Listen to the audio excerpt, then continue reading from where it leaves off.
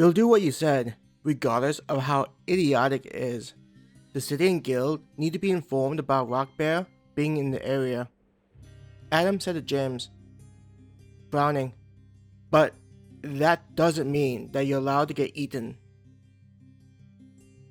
Adam glared at Maya, as though blaming James for staying behind as being her fault. Kate was about to protest, but was stopped by Peter. You okay with this? She demanded. Rubbing his head, Peter growled, what would you have us do? Like Adam and James said, we need to hurry to the city. It's not like I enjoy the idea of either of them staying behind, but what other options do we have? Being yelled at by Peter, Kate was shocked. A look of anger briefly flashed across her eyes, but it passed. It'll be okay, James said to Kate. He grinned. At least the three of you will be safe in the city. Just make sure to transfer Maya and my share into our accounts. He tried to add some humor, knowing there was a situation that none of them wanted to be in. James didn't blame any of them for feeling the way that they did.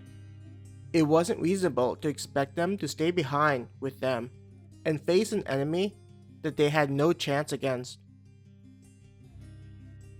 Though the forest was quiet, no sound of bear having caught their scent, James didn't like the three of them sticking around longer than they needed to. Let's go. We have a job to do now, Adam said to Peter and Kate. Peter nodded and followed after Adam. Passing by James and Maya, he said, the two of you need to make it back. I don't want to see either of you coming through the portal. Kate passed by, only giving a quick look at James and Maya. It was clear that she didn't support what James was doing and staying behind. Making sure that they were following his orders, James looked back to see them running in the direction of the city. Why did you stay behind? Maya asked in a choked voice. You're an idiot. You know that, right? Tears were beginning to form in her eyes.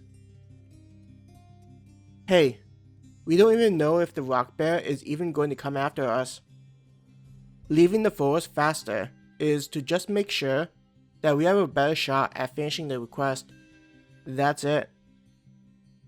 James wiped off the dirt from one of his hands before using it to brush aside the tears in Maya's eyes.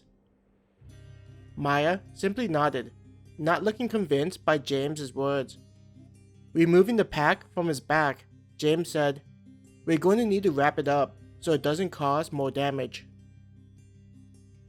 While James was taking off his pack, Maya was in the process of removing the shoe on the foot with the injured ankle.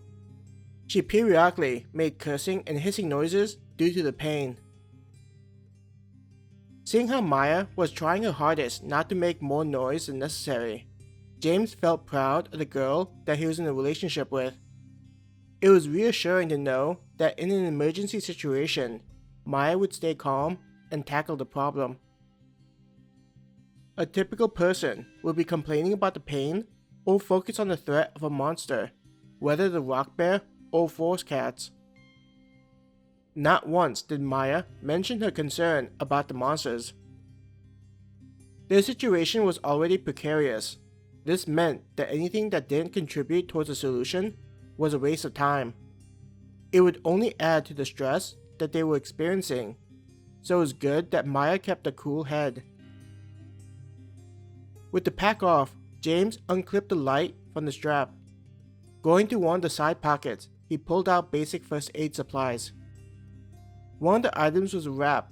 In addition to the wrap was an ointment. Untying the cord that kept the bag containing the ointment, James wrinkled his nose for the medical smell. Next time, why don't you get me flowers like any normal guy? Maya made a gagging motion from the smell.